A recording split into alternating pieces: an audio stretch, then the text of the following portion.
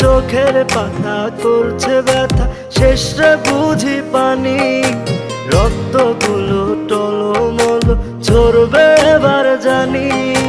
দু চোখ আমার অন্ধ হোক, বন্ধুর পাশে অন্য লোক, কেমন করে দেখবো আমি এমন অবিচার।